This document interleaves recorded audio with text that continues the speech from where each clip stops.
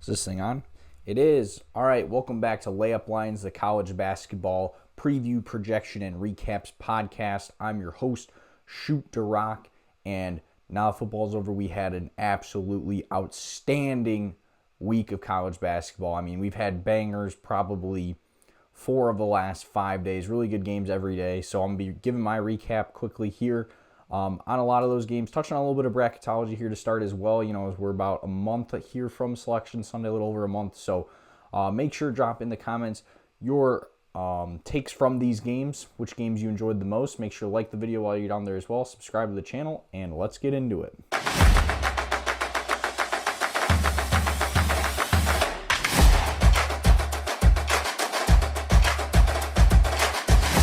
So like I mentioned, first we're going to start here looking at some bracketology, and these were, both these that we're looking at here, these brackets were released before, the games this week. So we're going to start here with Fielding the 68, which my guy Carter Baughan hosts over on CarterCast. Went on that show again this week, so make sure to check that out if you haven't. Their last 4 in and Fielding the 68, they had Texas, Missouri, Cal, and Oklahoma State as the last 4 in, and then Miami, New Mexico, San Diego State, and Ohio State as their last 4 out, or first 4 out. And then for Joe Lunardi, the ESPN bracketologist, his last 4 in, he had Texas, Miami, San Diego State, New Mexico. And then his first 4 out, he had Ohio State, Missouri, Cal, and Virginia Tech. So we're going to be talking about some of those teams here in a second. But first, we're going to start with Monday's games, where Arizona, the number 1 team in the country, suffered their first loss on the year, falling 82-78 at Allen Fieldhouse to Kansas. Granted, no Darren Peterson in this one. He was apparently sick, but if you believe Twitter rumors and stuff like that you're reading online, he just kind of chose not to play in this one, where Bill Self kind of came at him, and DP, or now DNP, whatever you want to call him, his nickname here online, just said, "No, I'm not playing today, coach." And he didn't play. It didn't matter. Flory Badunga goes for 23 points, 10 rebounds, shoots 8 of 11 from the field, 7 of 9 from the free throw line, throws in 3 blocks as well.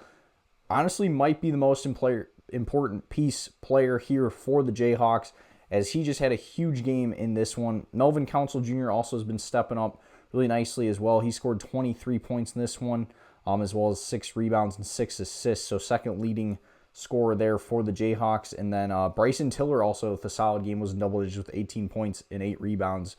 On the Arizona side, Braden Burries did go for 25, but took 18 shots, didn't have any assists, had 1 turnover. Jaden Bradley, their other go-to guard there, only 6 points with 4 assists, but 2 turnovers. Like, Arizona just, especially in the second half here, just did not take care of the ball. And Kansas really just kind of was the better team. Like, you could tell that the momentum shift, playing at Allen Fieldhouse, it definitely was kind of getting to Arizona here a little bit.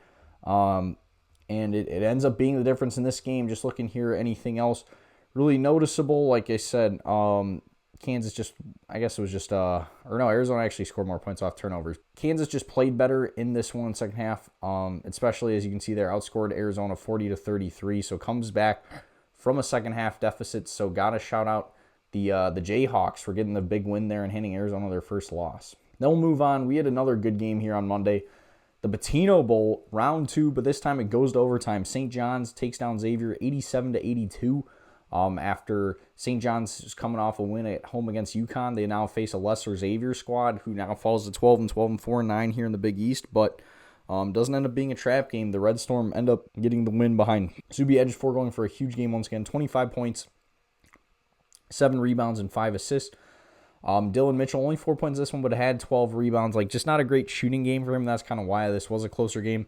Bryce Hopkins also had 19 and 9, as well as Josiah Sellers, with 11 points as well. And then Dylan Darling also had a big game off the bench, 16 points for him.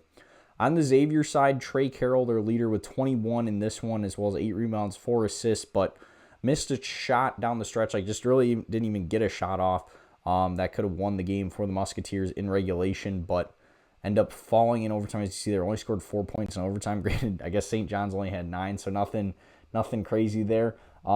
Johan Milovic had 13, and Philip Borkaniven were also in double digits with 12, as well as Malik Messiah Moore with 11, and Anthony Robinson with 10 off the bench. But St. John's keeps rolling here. Like, this is one, like I said, would have been a kind of tough loss for them in this one. Like I said, coming off that big win against UConn to then drop to Xavier, but they just, were able to pull it out down the stretch. I thought, put in a really good effort, kept fighting, stuck in it. They actually did lead for most of this, or a bigger percentage of this game, but I don't know. This one was like pretty tight back and forth here, as you can see. Like, neither team led by more than 5. Like, this was just a very much, once again, grinded out like dogfight Big East game. So props to the Red Storm for getting the win. Then we'll move on to Tuesday, where we had another game of the week here. The 13th ranked Purdue Boilermakers going to Nebraska. 7th ranked Nebraska Cornhuskers win 80-77 in overtime, and the bigs for Purdue finally played well. We kind of talked about this on CarterCast, where it's just Purdue's bigs have not been very reliable, but Oscar Clough in this one, 12 points, 14 rebounds, including hitting some big shots down the stretch. I want to say he had like a game that I'm pretty sure he scored the game-winning basket for Purdue in this one. TKR only scores 6 points with 19 rebounds, like just absolutely insane. Braden Smith with a double-double, 13 points, 10 assists. And then Fletcher Lawyer actually is the leading scorer with 18 points. But like I said, I just mentioned 4 guys for him. Like, there was so many other guys for Purdue that I felt like had really big games in this one, especially, like I said, really the front court stepped up. Granted, Renick Mass still got his. He had 18 points in this one, 6 rebounds, 7 assists. So now that he's back, playing really well. Once again, for Nebraska, he's a really big piece for the Cornhuskers. Jamarcus Lawrence, their second leading scorer, with 16 points, but he ends up slipping in overtime, where there's video of apparently Nebraska was like throwing drinks at Purdue's huddle, and that ends up what's causing that wet spot on the floor, and it ends up costing Nebraska there. As like I said, Lawrence had a chance. Like, Nebraska was only down 1, or maybe they're down 2. But like had a chance to have a shot, to tie the game or to go ahead in overtime, and then Lawrence just slips, gives it away. Where Nebraska, like they weren't even in this one. Like, they fought hard to even force overtime. You see there, they trailed 40-24 at halftime, but like Purdue was up by even more points. Like, let me pull up what their biggest score here was. But like, this game was not a game for a while. Yeah, Purdue led by as much as 22 in this one. Led for 93% of the game, you can see there. But Nebraska just came storming back in the second half. Just could not miss. They end up shooting better from the field than Purdue, 44% to Purdue's 37%, and better three-point shooting as well. But just kind of came. It was just too big of a hole to overcome. Granted, I thought they were going to. Like I said, a lot of the momentum really was shifting the Cornhusker way here in the second half and late in the game. But Purdue, got to give props to them. They're able to pull out the road win here and withstand that comeback. So shout out to Purdue. Then we'll stick in the Big Ten, a ranked team that wasn't so lucky. Once again, another road winner here, though. Wisconsin, 92-90 win in overtime over Illinois. This was one I just really didn't see coming. It was Jake Davis wig night at the State Farm Center there in Champaign. Like, it was a pretty raucous crowd. So for Wisconsin to go in there and win was really impressive, and it was their backcourt once again. Nick Boyd, 25 points for him in this one, including 3 of 5 from beyond the arc, and then John Blackwell with 24 points. The two also combined to have a 9-to-1 assist-to-turnover ratio, so did a good job distributing the ball as well, but those two were really the go-to guys, and then Austin Rapp off the bench with 18 as well for the Badgers. On the Illinois side, Keaton Wagler, the dude's a bucket. He keeps getting his 34 points, but just defensively, not really a great effort here from Illinois, especially in the second half. As you can see there, he was up 6 at halftime. This was one, it was on Peacock, which I kind of hate the Peacock games. I kind of have to like pick and choose where, I can't put it in a quad box, so I kind of have to go back and forth with the Peacock games a little bit, which stinks. So I didn't get to watch this one as in-depthly in the moment. But Tomislav Ivicevic also with 19 for the Illini, and then Jake Davis, David Mirkovic, and Ben Hermerchionis, all in double figures for Illinois. But like I said, it was really just the defense in this one that really kind of plagued Illinois, where they just kind of were almost like just trying to outscore Wisconsin. And with how good Boyd and Blackwell played, just really wasn't possible on this night. Illinois actually did shoot better from the field, 53%. The team shot pretty similar from 3. And you can see there, like, Illinois led by as much as 12 in this one. But like I said, they just really didn't put it away. Only shot 58% from the line. Like, that's really kind of what cost them too. That's just free points. You got to knock those down late in game, and they did not. So, I'm still high in this Illinois team now. 2 straight losses. That is tough. It is now looking here like Michigan might kind of run away with the Big Ten. They got a 2-game lead here. So we'll see what ends up happening there. But yeah, props to Wisconsin for pulling off the upset against Illinois on Tuesday. So next, we had Miami taking down North Carolina 75-66 at home. And I got to shout out Carter. He called this out on CarterCast, saying, it was kind of a letdown spot for Carolina having to go to Miami after that big win against Duke. And he was spot on. The Hurricanes end up getting the win behind 16 from Malik Renew, 16 and 10, double-double for him. Really impressive game for him. And then Ernest Uday Jr. with 15 and 10 as well. So 2 guys with double-doubles there for the Hurricanes on the rebounding front. Trey Donaldson also had 14. Shelton Henderson was also in double figures with 12 for Miami. On the Carolina side, they're led by 13 from Jaron Stevenson, and then 12 from Caleb Wilson, 11 from Henry Vasar. So those 2 guys just did not have their best shooting games. As you can see there, even those top 3 scorers, or just the entire Carolina team as a whole, they only shot 30% from 3, and the starters really struggled there. It was Luka Bogovac and Jonathan Powell and Keon Evans hitting their threes that kind of saved the percentage there. Those guys coming off the bench, but just not a really great game offensively for Carolina, only shooting 40% from the field. They get out-rebounded. They turn the ball over more, so just not the greatest effort. Like you said, kind of a letdown spot where you can see coming. And I guess as a Carolina fan, that's got to be really frustrating. Like you said, Hubert Davis kind of coaching for his job, but hasn't maybe been the passed with flying colors at Carolina here. And, he finally gets that big win, and then to follow it up, losing right back, a game that they just never led, literally led 0% of the game, the largest lead of 0. So to be trailing, playing from behind the entire time, really frustrating game there for Carolina. We'll see if they can kind of bounce back here in their next one. But the upsets kept rolling as TCU takes down 5th-ranked Iowa State 62-55 behind 17 points from Micah Robinson, as well as 17 from Tanner Tolson off the bench. Tolson also with 9 rebounds in that one. And this is another game where the lesser team just kind of stuck around. Iowa State never put TCU away. It was a close game really throughout. In the second half, TCU really, I felt honestly just played better than Iowa State, was the better team. It was kind of crazy with all these upsets going on at the same time. It was almost hard to keep track of. But that's why you gotta watch college basketball before March here, because you got a lot of good games here on Tuesday night. On the Iowa State side, they're led by 12 from Taman Lipsey, 12 from Joshua Jefferson, and 11 from Milan Momcilovic. But same thing, just once again, not great shooting nights from any of those guys. Also, Iowa State turns the ball over 17 times in this one, so just not taking care of the basketball. And it's something you got to do on the road. You got to play, not a perfect game, but you have to play better on the road than you do at home, or else, it kind of lets the crowd get into it. Like I said, they just never put them away. Iowa State led for more of this game, led by as much as 9, but just never put TCU away. TCU just kind of hung in there, kept fighting, was able to force turnovers. You're seeing here they had, 19 points off turnovers, off those 17 turnovers, so a really impressive game there. Iowa State actually outscores them in the paint, and both these teams did not shoot the ball well from 3. But Iowa State only got to the line for 8 shots. They got to draw more fouls there. Just not like I said, just not a very good offensive game here from the Cyclones. I mean, they're 21-3, but I'm really struggling to put them in the same tier as Arizona, Houston. Honestly, after looking at how they looked at Kansas a couple weeks ago, honestly, I might have Kansas ahead of Iowa State at this point. They're probably more in this Texas Tech, BYU tier, which is the second. I'd probably put Texas Tech ahead of Iowa State as well. Granted, I don't know, the Red Raiders have that lost to UCF, have struggled a little bit, but we'll see what they're.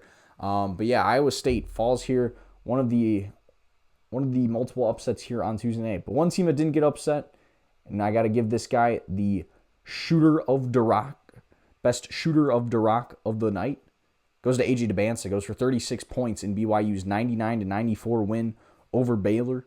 BYU finally gets back in the win column after 4 straight losses there. It had really been a tough time here for the Cougars, but 36 from Debance and then 30 from Robert Wright, who returned to Baylor after being on the Bears last year. Granted, there is some words from Scott Drew pregame that, Rob Wright was under contract, was going to return to Baylor, and then kind of last minute decided against it, and that's why Baylor's kind of struggled the way they have this year. As you see, they're 13-11, 3-9 here in the Big 12.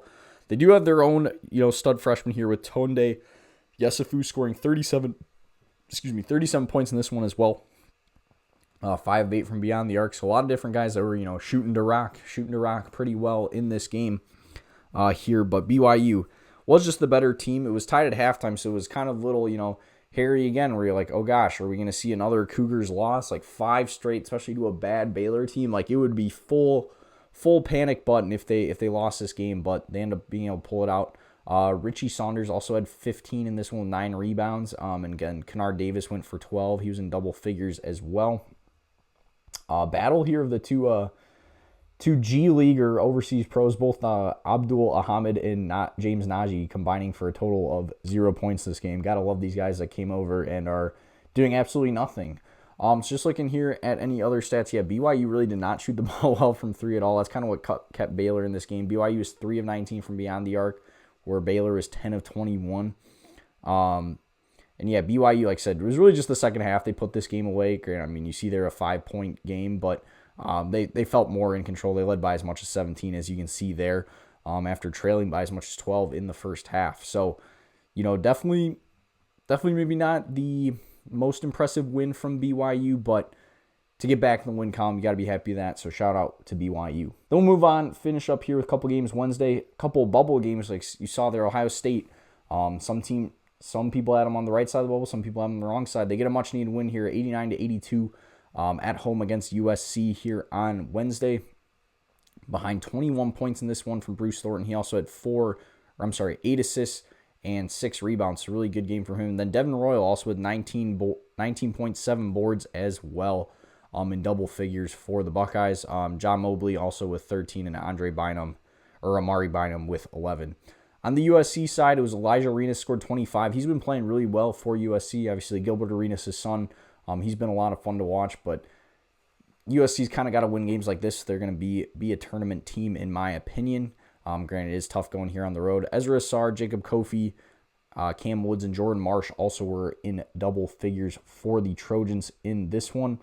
But this was one that Ohio State, like I said, close game here at half. They were actually trailing at half, but a big second half once again from the Buckeyes. USC led for most of this game, but really impressive second half there to get this much needed win here at home. Looking at the other stats, pretty similar 3-point shooting wise. From the line, Ohio State really impressive, 24 of 25 to USC's 24 of 73. So really good shooting there from Ohio State at the free throw line. Other than that, like most of the stats were pretty similar in this game. Ohio State just kind of ended up being the better team, and Bruce Thornton, he's got that capability. I really hope he gets, a tournament run here, because he's a kind of guy where he can put this Buckeye team on his back for a game and win him a game kind of like he did tonight. So got to shout out USC there. Then a team that is currently on the outside looking in, but they get a much needed win as Virginia Tech goes into Clemson, 20th ranked Clemson Tigers, and wins 76-66. Clemson, if they won this, they're going to be tied with Duke atop the ACC after Duke won last night at Pitt, but they fall at home here to Va Tech behind 23 points from Jalen Bedford, as well as a 19 from Ben Hammond, and then Tobe Law also in double figures with 12 and then 9 boards for him.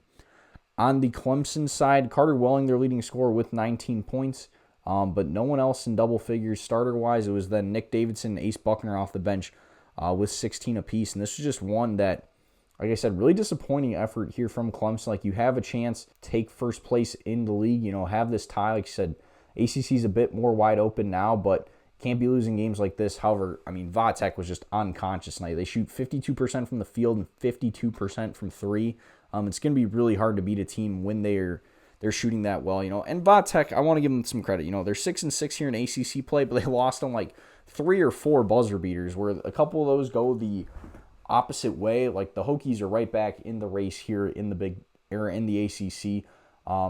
So we'll see here. Maybe they go on a run. It's probably going to take a lot of work. It's more really this is just kind of a bad loss for Clemson, where the Tigers, like I said, they had a chance to be tied atop the ACC here, but they fall. So we'll see what happens there. But got to shout out Va Tech for going on the road and winning. Another team, but probably closer on the outside looking in, Missouri. They win 86-85 at Texas A&M. This one was a lot of fun here down the stretch. Trent Pierce, the leading scorer in this one with 23 points. including 3 of 6 from beyond the arc, and it added 9 boards as well. And then T.O. Barrett also in double figures with 17 points, 4 assists. Sean Phillips Jr. and Jaden Stone with 12 and 11 apiece as well as Jacob Cruz off the bench with 11. So a lot of guys scoring for this Missouri team, especially a team that only plays 7 guys, shooting 54% there from the floor. Pretty impressive there. On the Texas A&M side, Rylan Griffin, their leading scorer, with 17 out of the starters, and then Zach Clements, actually the leader overall off the bench with 20 points. Rashawn Agee, I've been saying it wrong. Apparently it's not Agee or Aggie. I now can't remember how they were saying it on the broadcast, but I know it is not Agee. He had 13 and 9. And Texas A&M, once again, suffers another loss here. I believe that's their 3rd straight after, being atop the SEC here. They now fall to 7-4 in SEC play. Yeah, they lost to Alabama, Florida, and now Missouri. So really need to find a way to get back here in the win column. Couldn't come tonight. Granted, they did shoot 45% from the 3 and actually shot better from the free throw line. It was really just points in the paint, got absolutely dominated, where Mizzou scores 56 in the paint to Texas A&M's 28, as well as Mizzou had 5 more points off turnovers in a game this close. I mean, you see their 1-point game. A&M had a final possession there where they could have scored, but Mark Mitchell at 8 assists.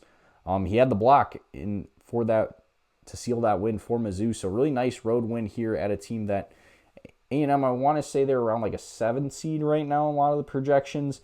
Maybe even lower than that. I can't remember. So for Mizzou, team that's on the outside looking in to get this win, got to shout them out. Then a team that's on the in, but very bad loss. Iowa, another upset here. They fall 77-70 on the road to Maryland. Maryland now won 2 straight Big Ten games. Team that's really struggling here this year. As you see, 10-14 overall, 3-10 in the Big Ten, but 24 points from Andre Mills gives the Terrapins the win in this one. He also went 3 of 6 from beyond the arc.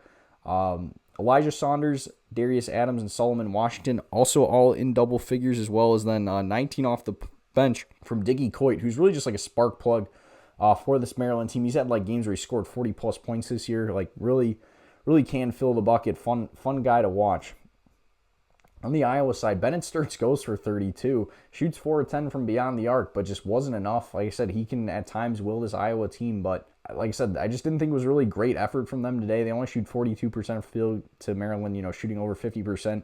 So you're already behind the 8 ball there, as well as only shooting 25% from beyond the arc. It was really only Sturts who is hitting his shots. Tavion Banks scores 13 as well, but he's the only other Hawkeye in double figures.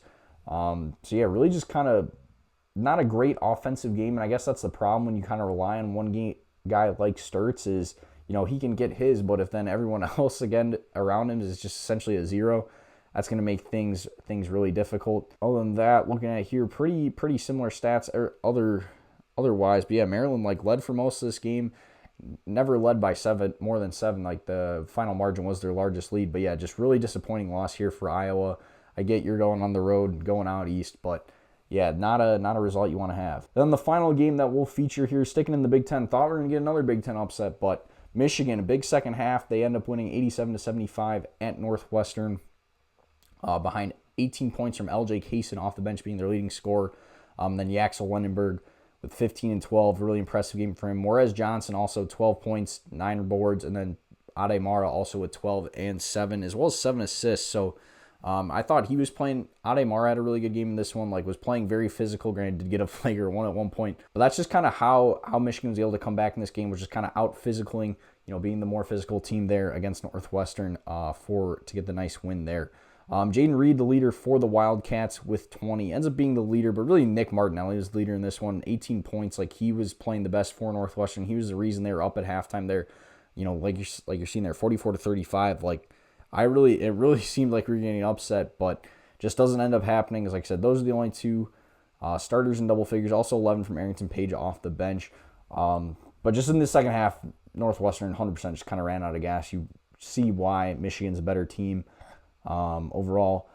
Michigan shoots slightly better from the field and 3 as a whole, but yeah, like I'm saying, 42-32 points in the paint. Only led for 20% of the game, but led by as much as 12. I mean, that's the end up being the final margin. But that's what I'm saying. Northwestern was up by 16 in this game, and then just second half, Michigan just kind of chipped away, went on some big runs, and it was just kind of over there. So tough result there for Northwestern, another team that's struggling. Would have been a crazy win, especially there at home, but just not able to pull it off. So then just kind of looking quickly here through the rest of the results from this week. Got to shout out Louisville, 118-77 win against NC State on Big Monday, the first game of that ESPN doubleheader, where Michael Brown goes for 45 points. He probably should have got a feature for that one, but yeah, he's definitely the best shooter of DaRock on Monday night.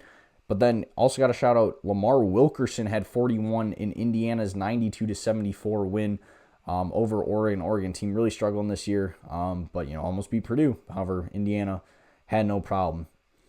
Tuesday, not as many games, but there were some good ones. Like I said, featured most of them. Houston goes into Utah, wins 66-52 behind 27 points from Manuel Sharp. Duke at times was kind of close there with Pitt, but they ended up pulling away in the second half, winning 70-54 with 21 points there from Isaiah Evans. Other than that, I think we kind of talked about every other one. Arkansas, 91-62 win, kind of rolled against LSU. Darius Acuff leading that one, 28. And then same thing, Vanderbilt, a little bit closer game, 84-76 win over Auburn, behind 25 points there once again from Tyler Tanner. And then do want to shout out Dre Gibbs Lawhorn of UNLV, scored 24 in the Running Rebels 82-75 win over San Jose State. That was a fun one late night that I watched. And then Arizona State as well, another notable one. Oklahoma State falls 85-76 to Arizona State as Masamba Diop, the leading scorer there for the Sun Devils, with 17 points. Again, tough result for Oklahoma State team that's looking, kind of on the bubble here, looking to make the tournament. Then also do want to shout out Villanova, 77-74 win over Marquette. Taylor Perkins leader with 22. Royce Parnham 26 for Golden Eagles. Marquette is playing better lately, despite, their horrible record. They are actually looking like a Big East team. And then as well as SMU, 89-81 win over Notre Dame. Jaron Pierre Jr. going for 22. And then just finish up Wednesday night here. Big night. UConn wins 80-70 behind 24 points from Solo Ball at Butler. That was one that was close at times. Looked like maybe Butler was going to give them a game, but the Huskies ended up pulling it out. Florida rolls 86-66, sweeping the season series against Georgia. Xavier Lee, the leading scorer, with 18 this one. Blue Cane at 17 and a huge dunk early in the game, but just didn't really end up mattering. Texas Tech destroys Colorado 78-44 behind 20 points from Donovan Atwell.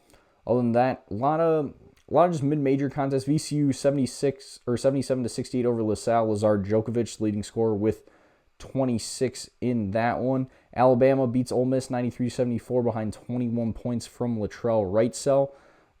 South Florida goes and beats Wichita State 66-58. That was kind of a big American contest there. Seton Hall beats Providence to keep any shot they have at the tournament alive, 87-80 behind 31 from Adam Clark. And then UAB goes on the road, beats Tulsa 68-63. Another big American one there. Dajuan Anderson, leading scorer there with 20 points. Tennessee rolls no problem over Mississippi State 73-64 behind 18 from Jacoby Gillespie. Liberty remains undefeated in CUSA play on a buzzer beater with a 77-75 win over New Mexico State. J.J. Harper, leading scorer, with 19 points in that one. And then late night, New Mexico at Grand Canyon. Nice road win there for the Lobos behind 23 points from Jake Hall. And then neither tournament teams, but it was also a fun one.